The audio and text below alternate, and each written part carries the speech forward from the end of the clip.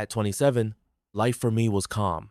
I held a decent job, kept fit at the gym, and enjoyed time with my friends, simply navigating my own path. Then, at a barbecue hosted by my friend Phil, everything shifted. That's where I encountered Brittany, my eventual ex-spouse.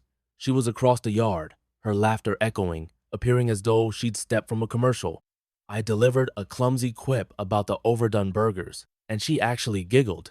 I fancied myself quite clever. 8 months later, we were united in matrimony. Yes, I understand. Hindsight offers perfect vision. Initially, it wasn't terrible. Not outstanding, but certainly not a catastrophe. Then, her pregnancy with our son, Declan, launched me into euphoria. I felt an unparalleled happiness. The sensation of cradling him for the first time remains vivid. The little one possessed my eyes and her nose, and I simply stood there, him bundled like a Chipotle wrap, fighting back tears. Those initial days were chaotic. I'd work all day, return home, and still manage the night shift so she could rest. One evening, Declan refused to settle. I paced the living room for roughly 3 hours, humming every tune I could recall. He finally succumbed to sleep on my chest, and I froze. I feared disturbing him, had no desire to stir, and frankly, paid no mind to my morning work obligations. I felt, in that moment, that this was my destined place. Yet, a subtle shift occurred after those first few weeks. Brittany transformed, becoming distant, pinpointing imperfections in every action I took. I'd arrive home from extra shifts, intended to ease infant expenses, and she'd barely glance up from her device. "You neglected the laundry, didn't you?" She'd remark, "The baby's been difficult all day, and you're only just now appearing." Must be pleasant to escape. I'd stand there, fatigued from a 10-hour shift, pondering the disintegration of our connection. Still, I persevered. I prepared breakfast before work, handled night duties with Declan, and attempted to arrange romantic outings. Nothing yielded results. There was one particular night, perhaps 3 months post Declan's birth. I had orchestrated an elaborate surprise for her. My mother agreed to watch the baby, I secured reservations at our first date restaurant, and even acquired a necklace she'd admired prior to her pregnancy. I was elated, believing this would be our turning point. I returned home early with flowers, instructing her to dress elegantly. Her response? A sigh, as if I'd requested an ascent of Everest. "I don't feel like going out. Can't we just order pizza?" I masked my disappointment. I thought it would be pleasant for us to have some time alone. Mom is already en route to watch Declan. She rolled her eyes. "Fine, give me 30 minutes. Those 30 minutes stretched into an hour of her scrolling on her phone, preparing with half-hearted effort. Dinner proved excruciatingly awkward. She spent the majority texting, offering minimal conversation. When I presented the necklace, she uttered a flat, "Thanks," with the fervor of someone receiving a grocery receipt, then inquired if we could depart because she was weary. I recall the silent drive home, the necklace box, a palpable weight in my pocket, questioning if this was merely a phase or if my marriage had already concluded. Then, just as Declan approached his first birthday, she announced another pregnancy. That marked the true onset of chaos. Her constant texting was evident, but if I entered the room, the phone would be swiftly inverted. Textbook suspicious conduct. I'd inquire about her correspondent, and she'd grow defensive. "What? Am I not permitted to have friends now? You're so controlling. I wasn't born yesterday. Something felt wrong." The knot in my gut expanded daily. One night, rising to check on Declan, I noticed the faint glow of her phone in our darkened bedroom. It was 2:00 a.m. Who contacts someone at that hour unless it's an intimate connection? I remained silent but intensified my scrutiny. She'd carry her phone to the restroom, step outside for fresh air. During meal saw, the classic indicators. After our daughter, Zara, arrived, matters grew truly ambiguous. One evening, Brittany's phone illuminated while she was showering. A message from a colleague named Jason. "I miss conversing with you too." Unmistakably, emotional infidelity. I didn't confront her immediately, choosing to observe. She withdrew further, constantly on her phone, icy in demeanor. One night, after the children were asleep, I raised the subject. "Something feels off. We don't communicate. We're disconnected. It feels like we're merely housemates now." She didn't even blink. "I'm exhausted. I've birthed 2 of your children in 2 years. Apologies, I'm not in the mood for wifely charades." "This isn't about playing," I countered. "It's about fundamental respect." She snapped. Perhaps you should have considered that before impregnating me again. I simply stared. We had both desired Zara. Whatever, I'm going to bed. And just like that, the switch flipped. I ceased pursuing what no longer existed, but I remained present for the children. I managed necessary tasks. But I stopped expecting anything from her. She was no longer my partner, just a cohabitant. Frankly, the silence proved easier than the incessant criticisms and cold shoulders. 4 months after Zara's birth, I returned home from work to discover divorce documents resting on the kitchen table. No discussion, no attempts at counseling, simply, I'm done. I deserve better than this, she declared, standing as though she were the aggrieved party. You're cold and detached. I yearned to shout.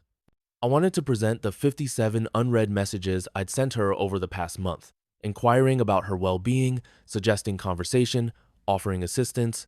I wished to highlight that I was the one rising with the baby at 3:00 a.m. while she claimed exhaustion.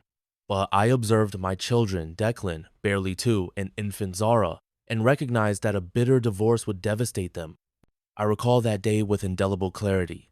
I stood in the kitchen, clutching the divorce papers, and it was quiet. Too quiet. Declan was on the floor, constructing something with blocks. Zara was deeply asleep in her swing, and I simply stood there, contemplating the demise of the life I'd envisioned. But truthfully, I was already gone. Emotionally, I had departed long ago. I gazed at her and posed the question, so, is there someone else, Jason? She didn't flinch, merely stating, this isn't about another person, it's about us not functioning. It wasn't a denial. I knew then what I'd suspected for months. So, I swallowed my pride and agreed to an equitable division of everything. Assets, custodino, child support, as our incomes were comparable. I remember affixing my signature to those papers, feeling as though I'd surgically removed a part of myself and relinquished it. The most challenging aspect was relocating, establishing a small dwelling nearby, and spending that initial night alone while my children slept across town. I sat on the floor of my new apartment, just a mattress, a television perched on a milk crate. I scrolled through images of the children on my phone until the battery expired, then simply sat in the darkness, contemplating the swift collapse of my existence. Those initial days as a single father were brutal. I'd feel immense excitement at seeing the children, then immediately overwhelmed, juggling a toddler and an infant. The first time Zara fell ill, I panicked and contacted my mother at 2:00 a.m. She calmed me, assuring me it was merely a fever. I remained awake all night, observing her breathing. By morning, she was fine, and I realized I could manage this. The custody transfers were awkward. Initially, we'd convene in a Starbucks parking lot, barely making eye contact as we exchanged car seats and diaper bags. Declan would occasionally weep when I departed, which utterly tore at me. Zara was too young to comprehend the circumstances, but Declan sensed something amiss. Why don't you live with us anymore, Daddy? He once asked, his small face serious. How does one explain divorce to a 2-year-old? Mommy and Daddy love you dearly, but we decided we could be better parents living in separate homes. He pondered this for a moment. Can I have 2 rooms? Children, resilient as they are. Approximately a year after our divorce was finalized, Brittany encountered a new individual named Derek. Surprisingly, she didn't revert to Jason, which fundamentally exposed her true character. This person, Derek, carried himself like a divine gift to parenthood, despite his role as a part-time marketing consultant, which truly meant he worked roughly 20 hours weekly, while Brittany bore the majority of their financial obligations. They married when Declan was 4 and Zara was just 2. Suddenly, my children gained a stepsister, Lyra, Declan's contemporary. Then, they produced another child, Nathan, now 7. My initial encounter with Derek occurred during a preschool drop-off. I was assisting Declan with his backpack when this individual, sporting an Ed Hardy shirt in 2016, casually approached with Brittany. Hey, you must be the ex, he declared, extending his hand with a smirk that ignited a desire to strike him. I'm Derek, heard much about you. I shook his hand, keeping the interaction brief. Wish I could reciprocate the sentiment, he chuckled excessively. Well, the children seem splendid. Declan has been instructing Lyra on Lego construction. They're inseparable. Something about his phrasing, as though he were already claiming my son, tightened my jaw, but I maintained decorum for Declan's sake. That's pleasant. Declan has always been adept at sharing, I stated, tousling my son's hair. I still vividly recall the first instance I dropped the children off at their new residence after the wedding. Brittany had adorned the front door with a wooden plaque reading, "The Johnson Ellis Blended Family," with all their names painted in varied hues. My surname was conspicuously absent, despite it being my children's actual last name. I uttered nothing. Just another skirmish not worth engaging. The true blow came when Declan returned home one weekend and casually uttered, "Daddy Derek." Daddy Derek announced he's going to teach me to ride a bicycle, he declared during dinner. I nearly choked on my pizza. "Who is Daddy Derek?" "Mom's husband," he replied, as if I were the imbecile for asking. He said I can call him Daddy Derek because he's like my other dad now. I had to step outside momentarily to regain my composure. Upon returning, I kept my voice light. "You know, buddy, you already possess a father. Me?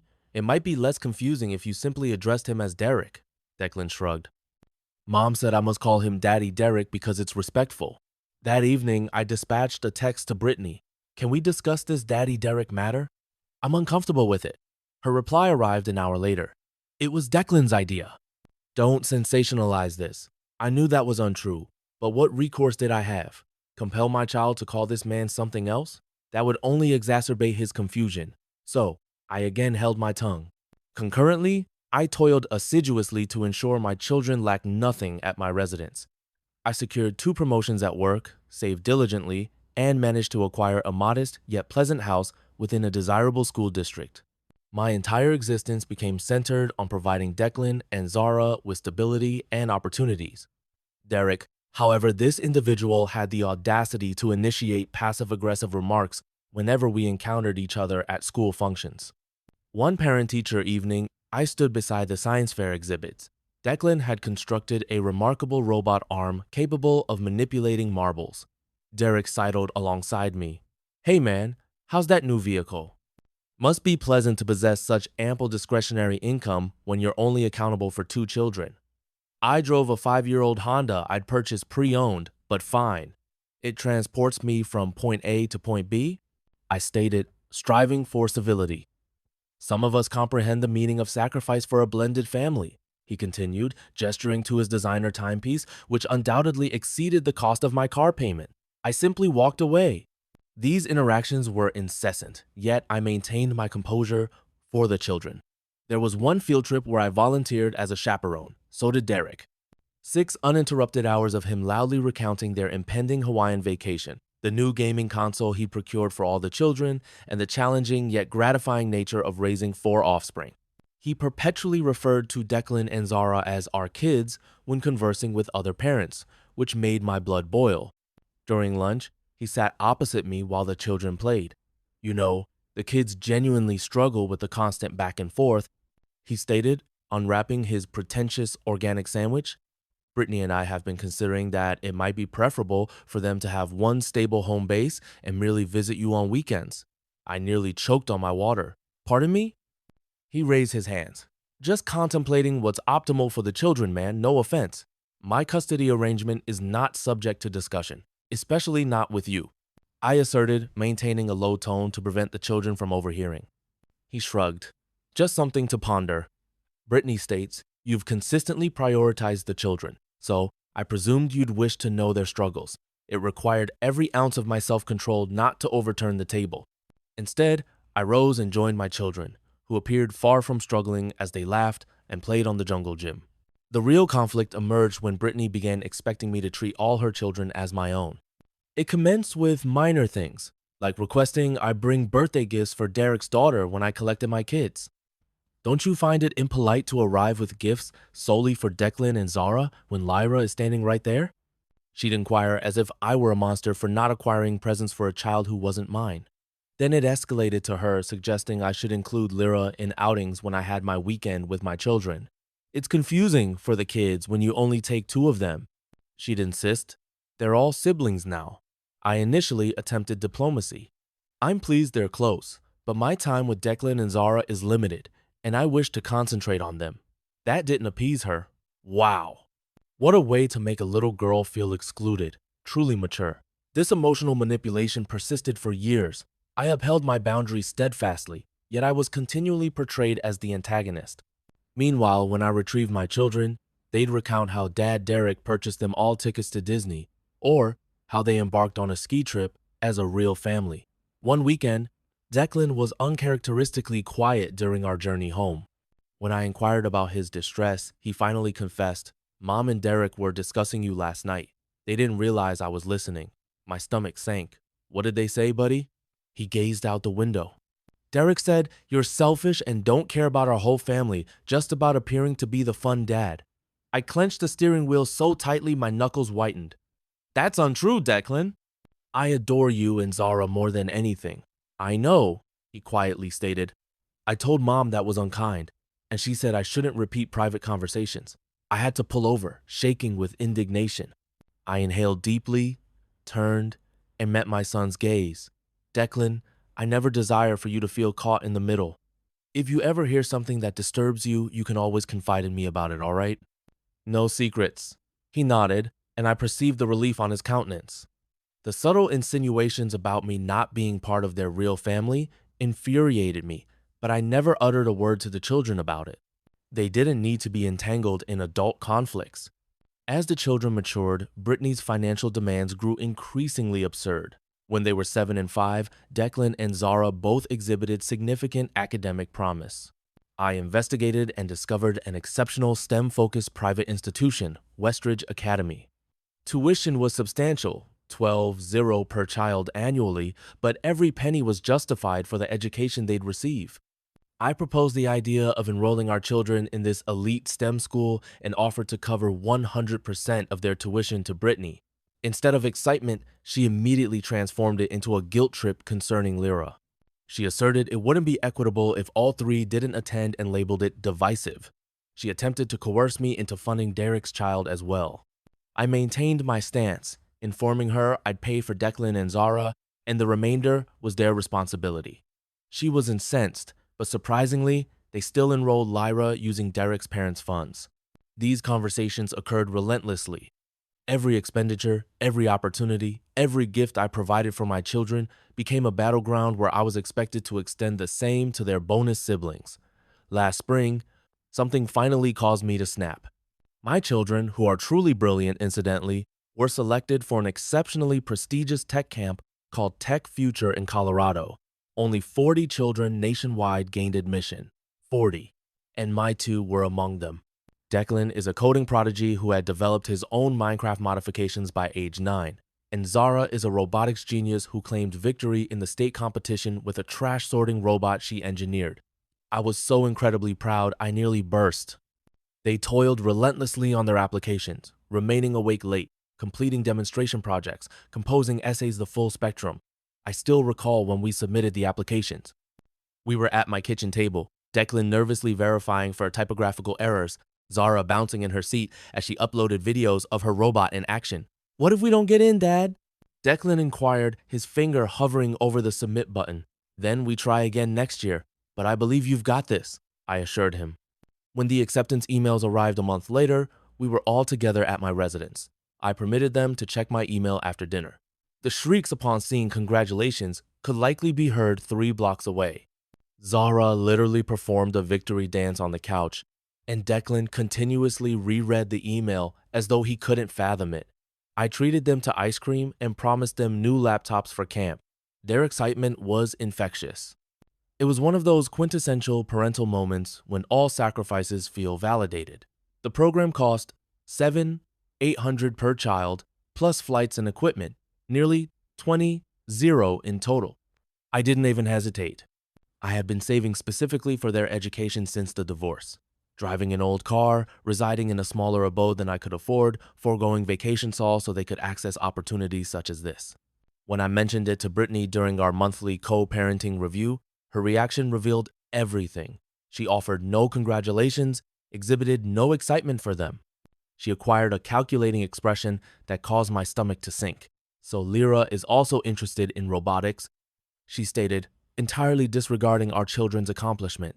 "Yeah," I replied, already anticipating her trajectory.